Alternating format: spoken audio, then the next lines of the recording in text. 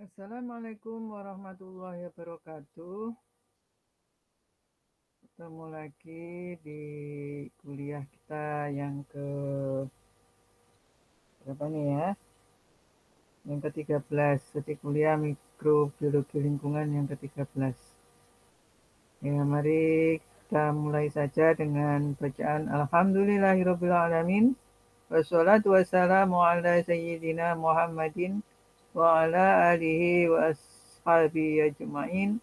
La haula wa la quwata illa billahil aliyyil azim.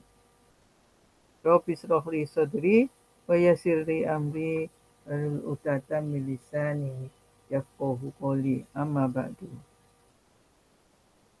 Para mahasiswa sekalian, mari kita mempelajari bab ini ya, yang babnya mempelajari tentang mikroorganisme di dalam composting atau mikroorganisme dalam proses composting ya.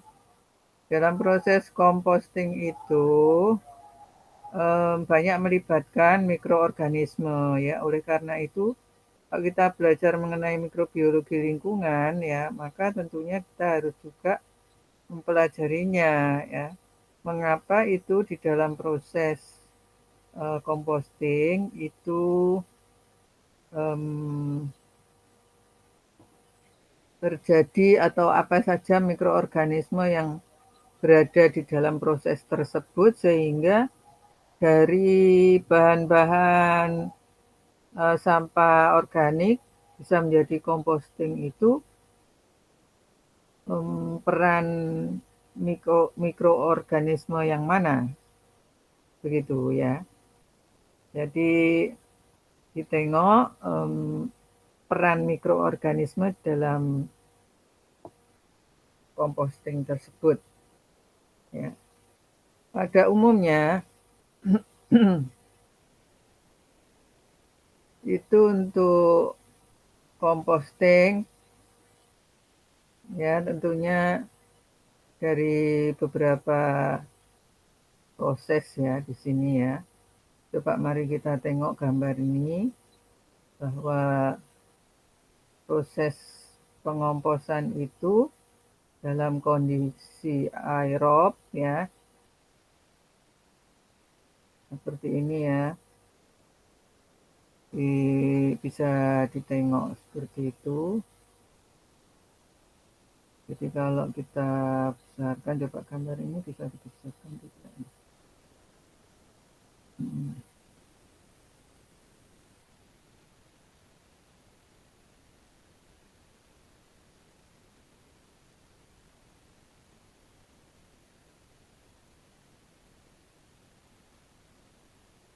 Nah, dari gambar ini ya, gambar pertama sampai ke-6, itu saya mengambil gambar ini punyanya Ipo Yuwono tahun 2005 ya, masuk Kirin 2005.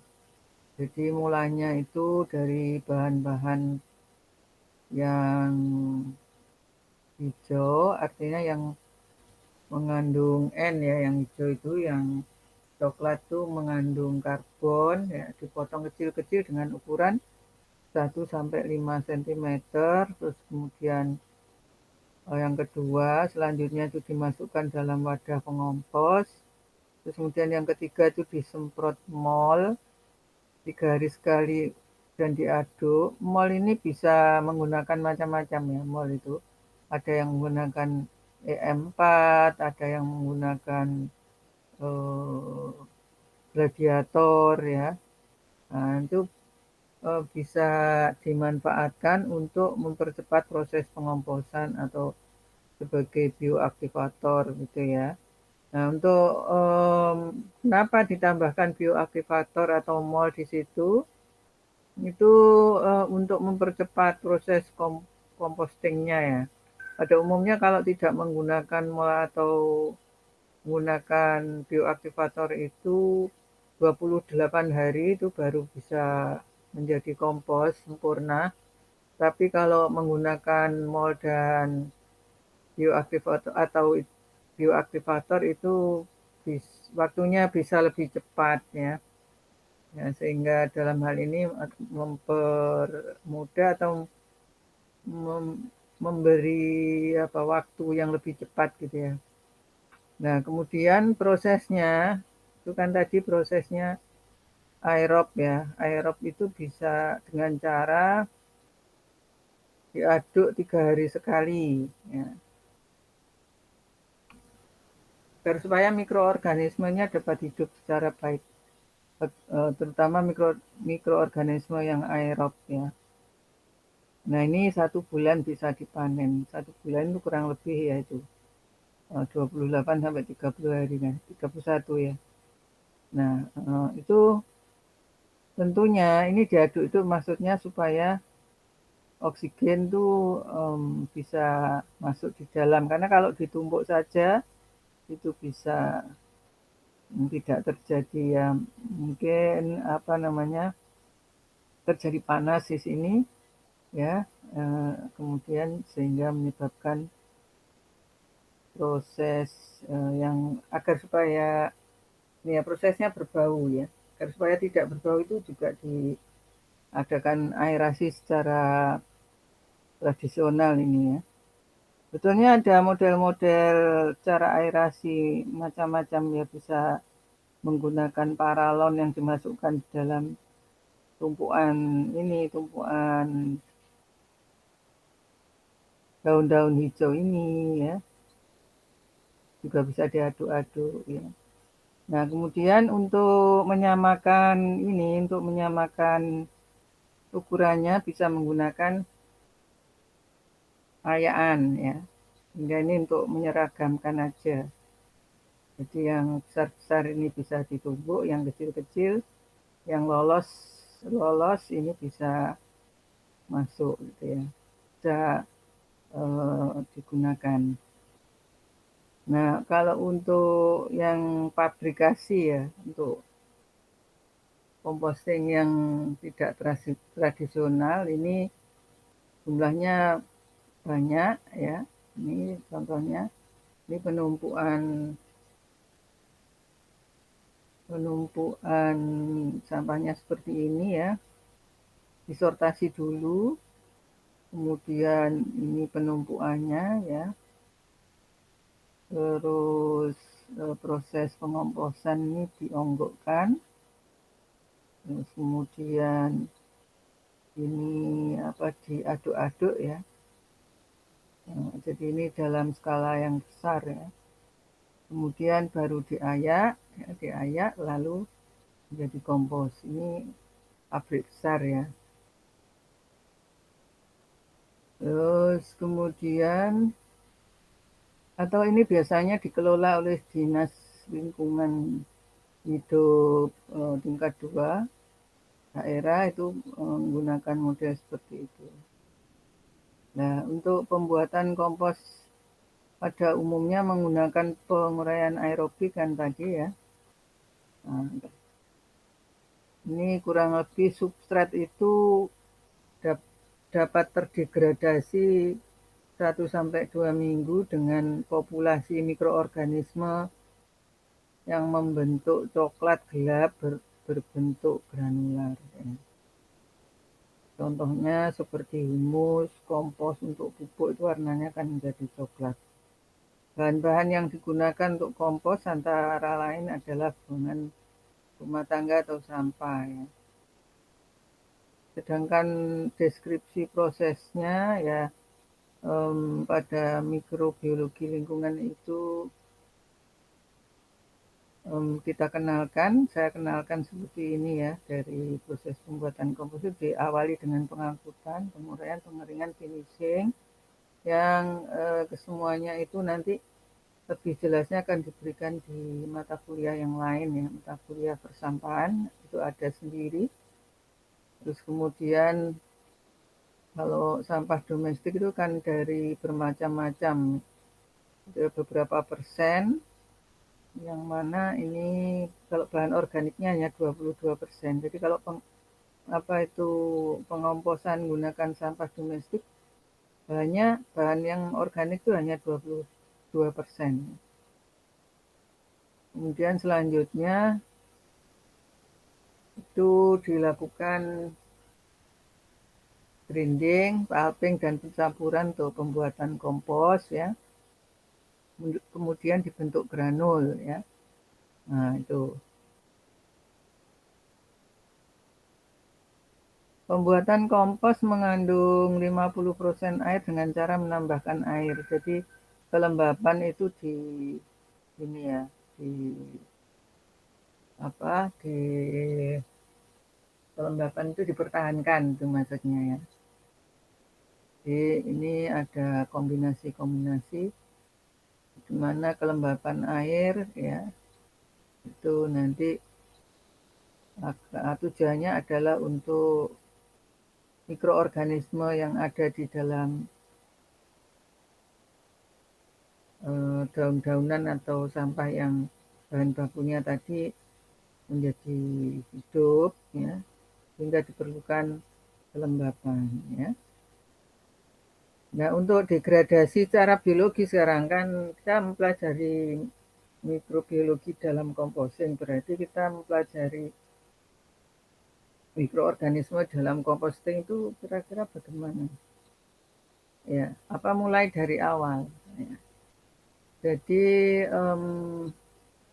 ditambahkan mol tadi atau tambahkan bioaktivator tadi maksudnya untuk membantu mikroorganisme yang secara alami berada di dalam sampah tadi ya, sampah organik tadi, tapi dengan tambahan bioaktivator itu menjadi lebih cepat gitu ya.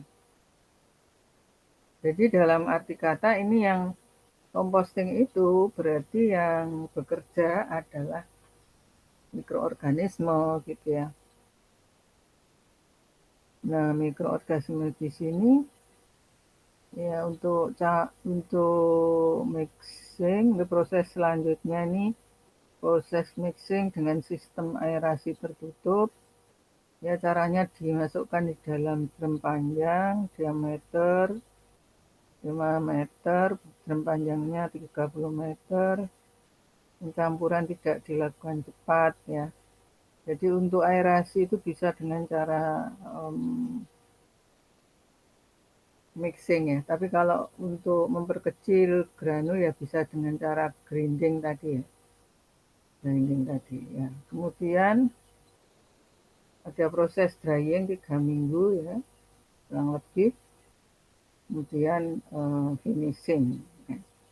Nah, finishing ini akhir daripada pembuatan kompos. Nah, sekarang masuk di dalam mikrobiologi dari composting ya. Bahwa material awal itu dari daun-daunan atau dari sampah organik tadi ya. Itu diuraikan oleh mikroorganisme mesofilik menjadi karbohidrat dan protein ya. Ini. Nah, prosesnya sendiri ada 4 tingkat, yaitu mesofilik, termofilik, cooling, maturasi. Ya. Jadi ada bertingkat nih ya. Pertama mesofilik dulu, kemudian termofilik. Jadi yang bekerja itu mikroorganisme yang meso ya. Yang tengah hidup pada suhu tengah-tengah ya. Kalau termofilik ini hidup pada suhu agak tinggi dan cooling itu pendinginan ya. Dan kemudian drying nanti maturasi itu ya. Proses pertama yang dihitung temperatur dan terlalu asam pada keadaan ini organisme mesofilik berkembang biak dengan cepat. Jadi artinya apa di sini tadi ada 4 tingkatan kan ya, 4 tingkatan sehingga bisa dilihat temperaturnya ya, temperatur yang meso kan sedang itu tadi ya, sehingga pada saat ini nih bakteri mesofilik itu berkembang biak dengan cepat ya. Sehingga kalau berkembang biak dengan cepat tentunya reduksi bahan-bahan organik tersebut menjadi lebih disederhanakan oleh mikroorganisme tadi, ya hasilnya itu pada tingkat mendegradasi asam organik ya. Nah, ini yang berperan adalah bakteri asidogenik ya. Nah, ini pada suhu yang mesofilik tadi kan kurang lebih ini suhunya 40 derajat Celcius pada suhu yang meso ya. Nah, pada suhu yang termo tentunya ini fungi akan mati di situ ya, di proses composting ini. Baru kalau fungi mati, maka ini reaksi dilanjutkan oleh actinomycetes, sehingga pada suhu ini juga protein dan hemiselulose terurai menjadi selulose dan lignin. Ya, terus kemudian apabila material sudah terurai, selanjutnya temperatur akan turun. Ya. Jadi ini kan prosesnya ya, mulai dari meso sampai termo, kemudian cooling ya, cooling, terus maturasi tadi ya. Nah, ini ternyata seperti ini ya, sehingga materialnya sudah terurai ya.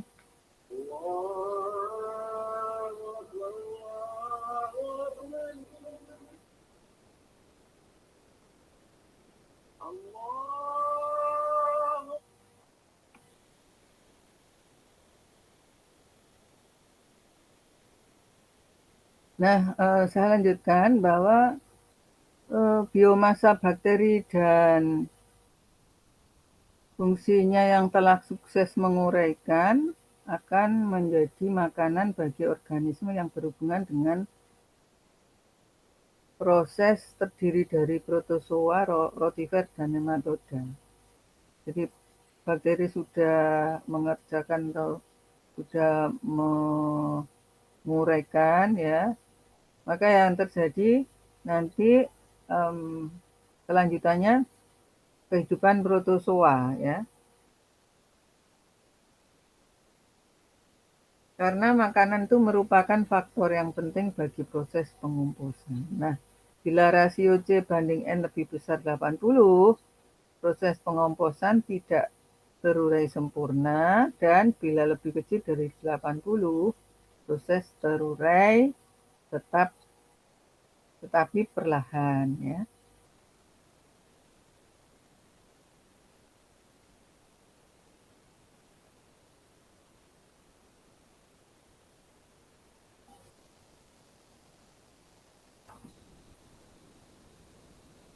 Masih ada azan, kita berhenti sejenak.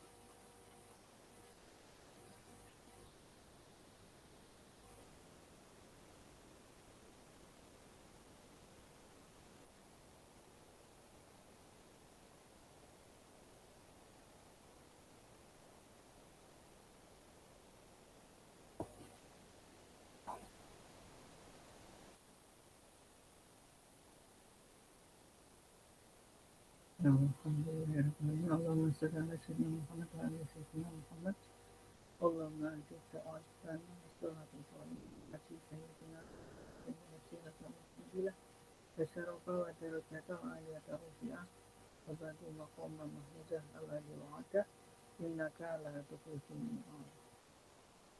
Mari kita lanjutkan lagi kuliahnya ya. Jadi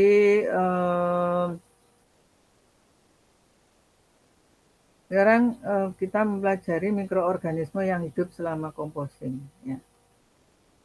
Jadi bisa ditengok di sini yang berperan di dalam proses composting itu yang menguraikan bahan-bahan organik menjadi kompos. Ya, kompos itu kan ditinjau dari kadar C dan N-nya.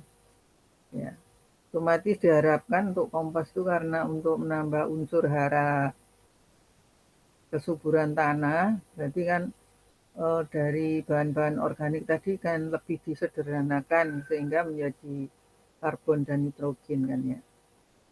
Nah, yang ditengok dari aspek mikrobiologi lingkungan itu adalah yang bekerja atau yang punya peran dalam composting itu ternyata ada bakteri, Actinomycetes, fungi, protozoa, dan organisme besar yaitu nematoda dan kutu atau kecoa. Jadi bakteri di sini menunjukkan adanya jumlah yang sangat besar, yaitu 10⁻8 sampai 10⁻9.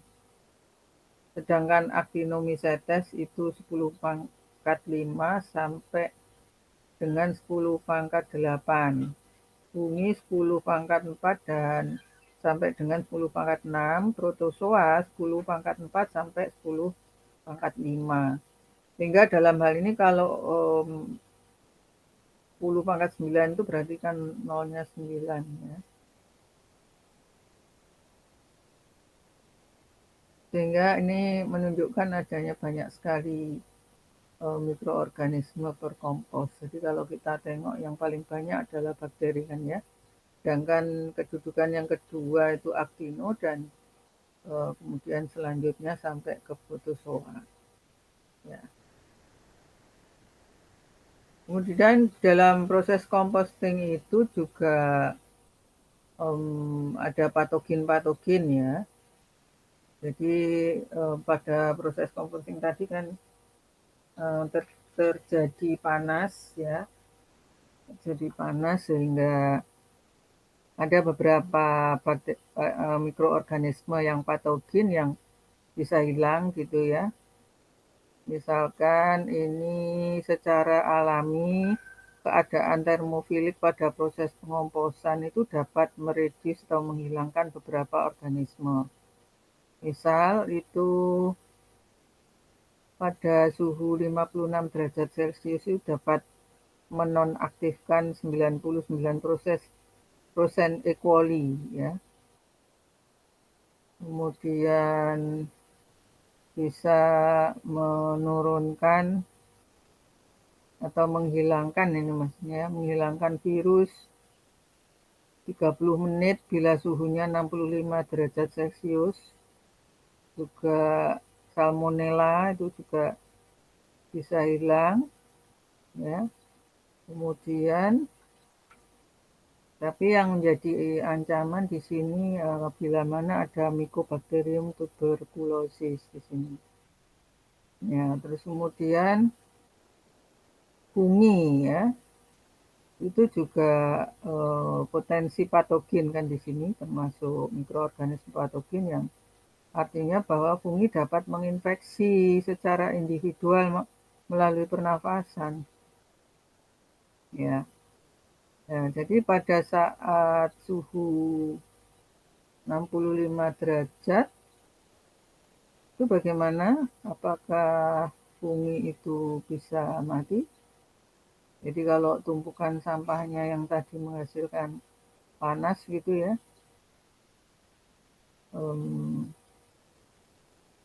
bila pada kondisi tidak panas ya, atau dalam yang pertengahan meso gitu ya, nah itu masih bisa memungkinkan fungi itu hidup ya. sehingga ini potensi bisa menginfeksi. Kemudian spora juga ya, spora dari udara, spora aspergillus ya. Spora aspergillus ini sering ditemukan pada cara komposting yang menggunakan aliran udara atau angin. Jadi proses aerasinya itu diberi aliran udara ya atau angin, tidak dibolak-balik. Nah, itu udaranya yang bergerak, ini yang kemungkinan kalau kontak dengan manusia itu yang menyebabkan sporanya bisa ke manusia ya. Terus Aspergillus flavus itu bisa menghasilkan aflatoksin yang bersifat karsinogen. Nah, ini yang patogen-patogennya ya. Efek-efek yang disebabkan karena proses pengomposan dapat dicegah atau dilokalisir. Jadi dari hasil-hasil tadi atau dari mikroorganisme yang hidup di situ ya, masuk spora tadi ya, spora Aspergillus, ya. Terus Aspergillus flavusnya, ya bukan sporanya tapi Aspergillus flavusnya, maka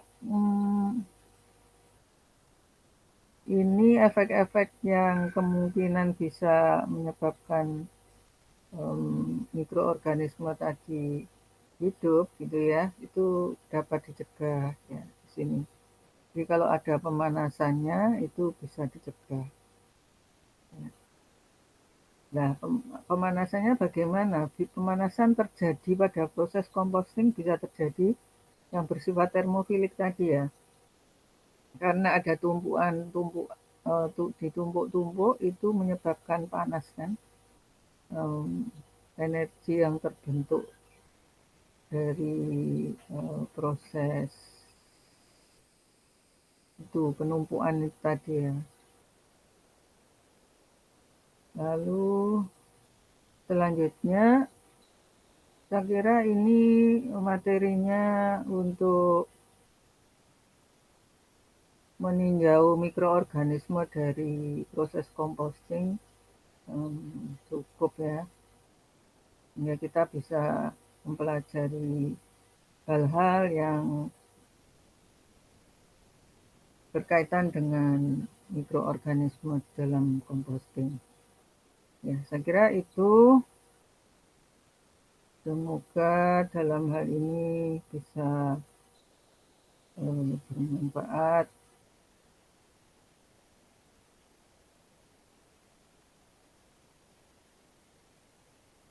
Sekian dulu saya akhiri kuliah kita pada hari ini. Assalamualaikum warahmatullahi wabarakatuh.